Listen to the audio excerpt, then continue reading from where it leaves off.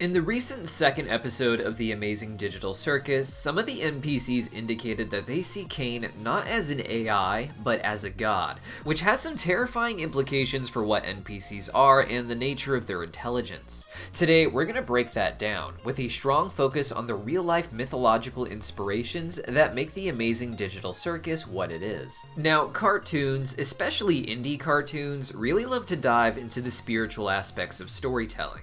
And with that, each show tends to pick its own little niche to theme itself on. Hell of a Boss is about demonology and hell, Murder Drones is actually the story of fallen angels from the Book of Enoch, and The Amazing Digital Circus leans heavily into the themes of Gnosticism. For those who don't know, Gnosticism was a movement that popped up in response to Christianity, which retold many of its stories with unique twists.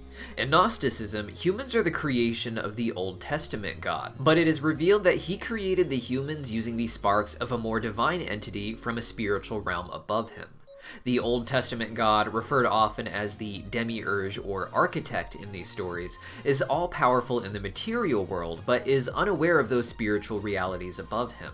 One of the higher divine entities, Sophia, meaning wisdom, had fallen into the material world by mistake, and the demiurge had used her sophisticated light to animate humans so that they might worship him like a god.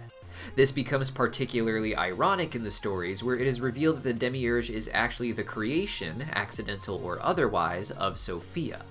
The goal of the humans then becomes to find a way to escape their human reincarnation cycles and return to their higher spiritual form above. Now, this story might feel extremely familiar to fans of The Amazing Digital Circus, as that same plot plays out in the show.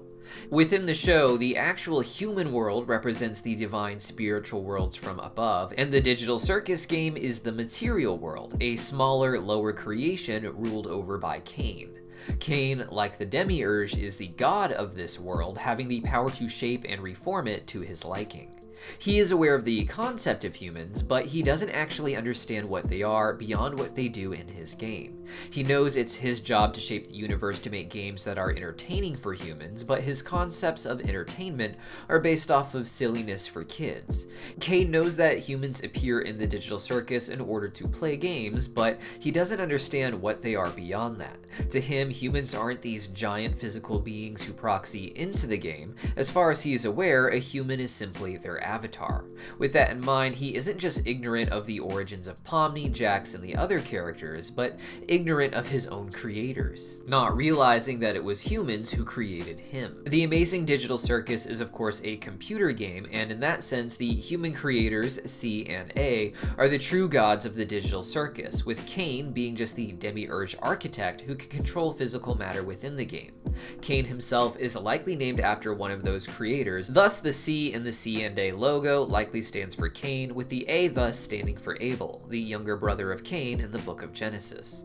The humans in the game then are these sort of spiritual entities from the world above who have become accidentally trapped in the lower digital world, just like the light of Sophia falling into human form in the material world. Caine, as the demiurge, doesn't just shape the land, but also creates different forms of life, some of them being extremely sophisticated, enough so that a human like Pomni can empathize with what they, an artificial intelligence, are going through. What's interesting is that in the Candy Kingdom, the princess clearly refers to Caine as their god, who they even created a special stained glass dedication for. I don't imagine Caine presenting himself as their god, but these characters are artificial intelligences like Caine. They are of less power than him, of course, but these in particular are supposed to be some of the most sophisticated AI that he has ever made for the Digital Circus crew to interact with. While he can pre-program them with a lot of information, including their entire fabricated backstories, it's made clear that Caine specifically told them directly to expect these heroes. It seems that while a lot of the work for his projects can be done in the backroom, such as we saw Pomni and Gummy Goo explore, at some point he has to bring them out into the world and activate them, not just one at a time, but at least different groups at different times, and then perhaps explaining to them why they are suddenly there. They probably even ended up seeing a lot of the act of creating and putting the final touches on everything. With that in mind, to them, he really would be just some sort of god, a mythic being who was integral to setting up their society the way they understand it. In the Gnostic texts, attempts to craft sophisticated beings are made by the demiurge and his underlings, and that is how most of the creatures of the world are created. But it is the light of the humans that actually interests the demiurge, not understanding that it's because it is a being more sophisticated than he himself is. With all of that in mind, I think it's no accident that the Digital Circus characters have appeared in the game with no memories, and in fact, I think it's Caine's fault, and that is why he gets worried about the humans figuring out the truth of their weird scenario. In my opinion, Caine is essentially just one version of the amazing Digital Circus game that was left on, perhaps for a very long time, years even, but he hasn't had anyone to play the game in quite some time.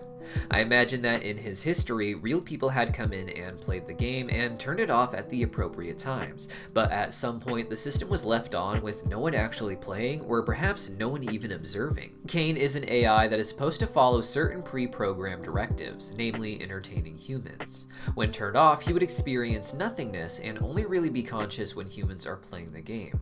But if left alone with the game on for an extended period of time, the ability to make choices may have pushed Caine to try and force humans into the game, which could have disastrous effects. But how exactly would that have panned out?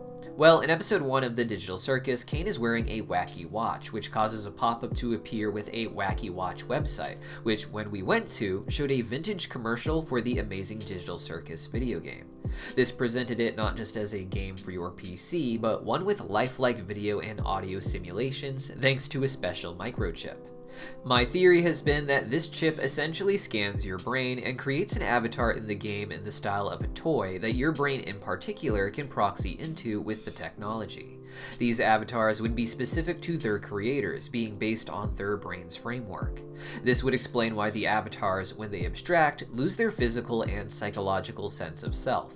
These avatars in their raw form are essentially just masses of polygons like the abstracted monsters we see, with a proper translation of a human's brain giving these random polygons in avatar form and an identity. However, when normally playing this game, the avatars would only be awake, so to speak, when being piloted by a real human from outside the game, perhaps conscious of being controlled or simply experiencing the game as the human. Without the humans to pilot them, the avatar would be just a shell containing the basics of the human's brain, but not their entirety. There would be no reason, for instance, for the game to clone a copy of your memories in your brain. It just needs to copy the basic framework in order for your brain to proxy into it for those visual and audio experiences. If Caine was left alone for hours, days, weeks, months, or years even, he may have thought that it was his job to get the humans out of their save file state in order for them to play. He is also shown to have this deep need to impress the humans, something programmed into him so that he would always be trying to make the game more fun. But with the avatars, they don't really want fun, they want answers, and they want peace. Now, in Gnosticism, the return to up high is not the natural end of life, and being trapped in the material world is considered dangerous, because you could instead continue to fall deeper into the material world, and then into the shadowy underworld similar to hell. This Tartarus in Gnosticism is presented as a world even further below our material world that represents the idea of humanity being lost among the animals of the world by not continuing to ascend higher through enlightenment. In the show, this is represented by the abstractions, who are these monstrous corruptions of aspects of humanity they once had. The Abyss is that Tartarus, a place where Caine stores these monsters with the hope that he may one day help them. But in Gnosticism, that isn't the destiny of the Demiurge, but rather of the Christ figure. Now, a lot of people have already noticed that Pomni's colors of red and blue make her oddly similar to Jesus in the painting of the Last Supper, where he wears a similar color scheme. This comparison became obvious to people when episode 1 ended with a very Last Supper styled scene, with everyone eating together on the same side of the table, and Pomni right in the center. In Gnosticism, Jesus is not the son of the Old Testament God, but rather the son of the highest of all gods. Caine in the game seems to be named after the Caine of the Cain and Abel that owned the Digital Circus production company, and thus Pomni in the show could be the daughter of the real Caine, with the AI version of Caine being a sort of demiurgic shadow of the real creator of the game. Without her memories, Pomni is simply defined by her base personality, which is one of deep caring and empathy, just like Jesus Christ. While episode 2 ends with her making peace with the idea that she could simply live a life here and know she will be missed if she ever abstracts, I doubt her story ends there. Her fears of falling in the dark, even if being rescued at the end, seems to foreshadow that this will happen to her, and that is part of the Christ narrative. In the New Testament, Jesus is described as having descended after his death on the cross to rescue the souls trapped in the afterlife before returning to earth and then up to heaven. If Pomni is the daughter of the creator of the game, she may have an inherent understanding of the way the game works that the others do not, and she may be able to find some way perhaps to fix the other abstracted avatars, experiencing her own death, so to speak. In the New Testament, Jesus is constantly warning of his upcoming death, and in the Last Supper, even says that one of his 12 apostles will betray him. This is of course Judas Iscariot, who would betray Jesus in return for silver, but until episode 2, it was hard to say who in the digital circus would play the role of Judas. The most obvious answer before was Jax because he's a little vile, but episode 2 really cemented that with some of its symbolism. The episode ended with a funeral, one where Pomni interestingly imagines not just her own death, but also her ascension back up, with her suddenly being caught by her friends, but it's not all of them.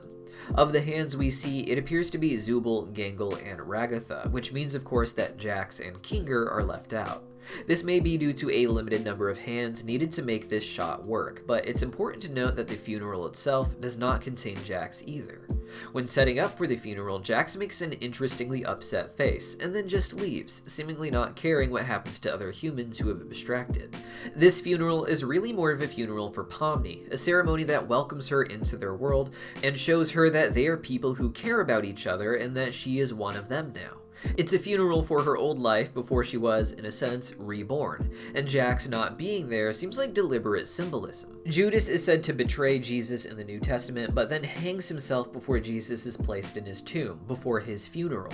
The show is mostly going to be a dark comedy with these splashes of drama such as we saw with Gummy Goo in this recent episode, but by the end of it, I imagine things may escalate to an intense situation of betrayal and forgiveness, of deaths and rebirths, and Pomni finding a way to at least save the souls trapped in the abyss. But maybe I'm wrong. Maybe this is all really interesting inspiration to the premise, but not where the show is going, as these shows often like to subvert the endings of the mythologies by putting in sort of modern philosophical takes on how we should be approaching these spiritual ideas. So what do you guys think? Let me know your thoughts in the comments down below, and I'll see you next time.